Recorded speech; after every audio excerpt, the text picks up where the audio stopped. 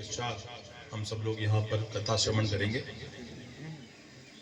प्रतिदिन इसी टाइम 12 से 4 प्रतिदिन 12 बजे से 4 बजे तक यहाँ कथा व्यास जी महाराज आपको सुनाएंगे।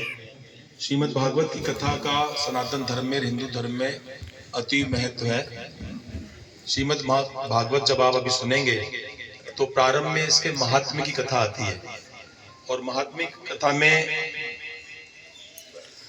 शुक जी महाराज ने सनकादि ऋषियों को जो इसका महत्व बताया था, उसमें उन्होंने कहा था कि जो श्रीमद् भागवत की कथा का मनोयोग पूर्वक श्रवण करते हैं उनको इस पृथ्वी पर जन्म मरण के जो हमारा चक्र है उससे मुक्ति मिलती है और भगवान के श्री चरणों में उनको अपना स्थान मिलता है।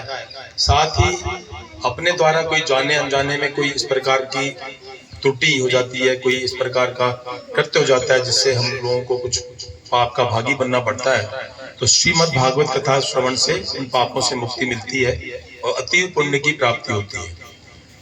यहाँ तक कि जब आप भागवत का महात्म्य सुनेंगे व्यास जी के श्रीमुख से, तो जो धुंधकारी जैसे महापाप की जीव थे, उन जीव को भी श्रीमद् भागवत के श्रवण से अपने पापों से मुक्ति मिली और भगवान के धाम में उनको स्थान मिला।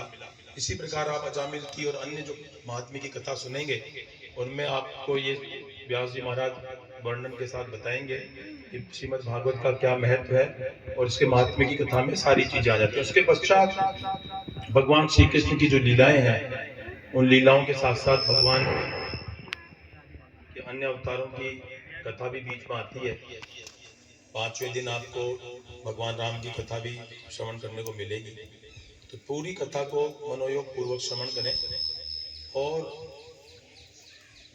ये संयोग होता है, कथा अनुष्ठान यज्ञ आदि जो होते हैं ये योग संयोग से होते हैं और जब योग होता है तब इस प्रकार के आयोजन होते हैं।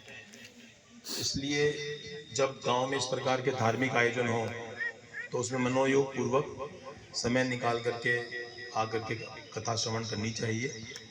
उसका अत्यंत लाभ आप सब लोगों को मिलेगा और 7 दिन की जब कथा पूरी हो जाए तो उस कथा के उपलक्ष्य में संकल्प लेना चाहिए, कुछ न कुछ अच्छा संकल्प लेना चाहिए जीवन में जिसमें आप लोगों का परिवर्तन आए।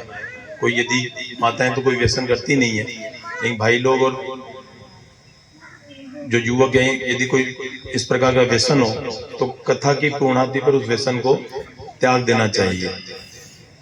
आजकल बहुत चुर्री गुटखा पता नहीं क्या क्या सब युवक खाते रहते हैं। अब कथा सुनने वाले को क्या कहें, हमने तो ऐसे ऐसे कथा व्यास से पंडित देख लिए जो कथा करते करते साइड में मुंह में दबा लेते हैं, फिर कथा चलती रहती है। तो इसलिए कथा जब होती है तो इसलिए होती है कि हम अपने व्यसनों से मुक्ति पाएं। हमारे शरीर के द्वारा यदि कोई ऐसा काम हो गया है, जाने अनजाने में कोई गलती हो गई है, तो उस गलती से भी हम लोगों का शमन होता है, भगवान प्रसन्न होते हैं। भगवान वासुदेव श्री कृष्ण भगवान की कृपा आप सब लोगों पर बनी रहे, आपके परिवार का कल्याण हो, हमारे ग्राम का कल्याण हो और इस कथा के कारण आसपास के जितने भी क्षेत्र हैं उनका कल्याण हो, अच्छी फसल हो, सुख समृद्धि रहे, घर में शांति रहे, भगवान और भगवती हम पर कृपा बरसाए रखें। ऐसी में इस कथा के शुभारंभ पर भगवान के श्री चरणों में मनोकामना करता हूँ, उनसे प्रार्थना करता हूँ आप सब लोगों का कल्याण हो, भगवान आपका कल्याण करें। जय जय सीताराम। बोलिए श्री सद्गुरुदेव भगवान की जय।